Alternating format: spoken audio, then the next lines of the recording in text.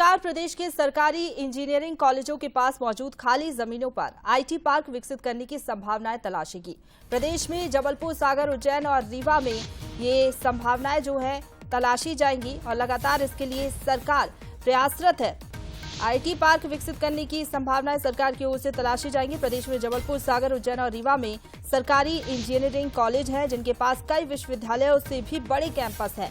ग्वालियर, विदिशा और इंदौर में सरकारी अनुदान पर चलने वाले ट्रस्टों के इंजीनियरिंग कॉलेज और सरकारी यूनिवर्सिटी की कॉलेजों के पास खाली सरकारी जमीनों पर भी आईटी पार्क बनाने की संभावनाएं तलाशी जाएंगी। मुख्यमंत्री ने तकनीकी शिक्षा, इसके साथ ही कौशल विकास एवं रोजगार विभाग की समीक्षा बैठक के दौरान ये निर्देश दिए हैं। इस दौरान सीएम ने प्रदेश के हर कॉलेज में स्किल डेवलपमेंट कोर्स शुरू करने और रोजगार परक पाठ्यक्रमों को जोड़ने की बात कही है।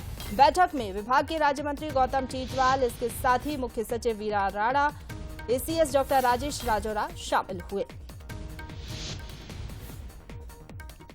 और इसी खबर पर ज्यादा बातचीत के लिए सीधा रुख करेंगे। हमारे साथ संवाददाता रंजना लाइव जुड़ गई हैं। रंजना, खाली जमीनों पर अब आईटी पार्क बनाए जाएंगे, क्या कुछ तैयारियां हैं? क्योंकि तकनीकी के क्षेत्र में किस तरीके से संभावनाएं जो है सरकार तलाश रही है, क्या कुछ आगे कदम होंगे सरकार के?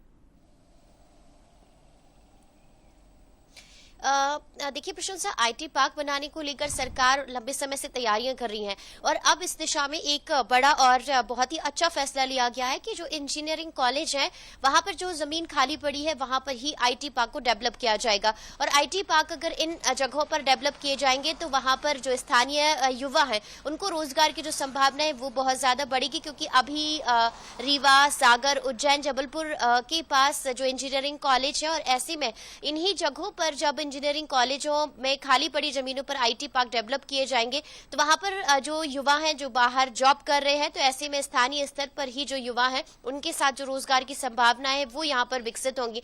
और अब इस दिशा में जो खाली जमीनों पर आगे आने वाले दिनों में जो रूपरेखा है कि किस तरीके से आईटी पार्क को डेवलप किया जाएगा, कितनी जगह में आईटी पार्क बनाया जाएगा और किस तरीके से यहाँ पर जो समय सीमा है वो निर्धारित की जाएगी ताकि जल्द ही यहाँ पर आईटी पार्क बना दिया जा सके। और अब फोकस इस बात की लेकर है प्रशंसा की जो जैसा अभी मैंने जिक्र किया था, उज्जैन की बात कर ली जाए, रीवा, सागर, जबलपुर की बात कर ली जाए, तो जब यहाँ पर आईटी पार्क डेवलप होंगे तो यहाँ पर जो युवा हैं जो बाहर रहकर जॉब कर रहे हैं तो स्थानीय स्तर पर रोजगार की संभावनाएं डेवलप होंगी और बड़ी संख्या में युवाओं को रोजगार मिलेगा। तो ऐसे में अगर इन जगहों पर आईटी पार्क बनाए जाते हैं और जल्द से जल्द इस दिशा में काम शुरू हो जाता है तो जाहिर सी बात है कि मध्य प्रदेश के युवाओं के लिए रोजगार की दिशा में बड़ा ही महत्वपूर्ण कदम साबित होगा। बिल्कुल मील का पत्थर ये साबित हो सकता है रोजगार की दिशा में, क्योंकि सरकार इसी को लेकर प्रयासरत है। फिलहाल बहुत शुक्रिया आपका हमारे साथ जुड़ने के लिए और अपडेट हम तक पहुंचाने के लिए। और चलिए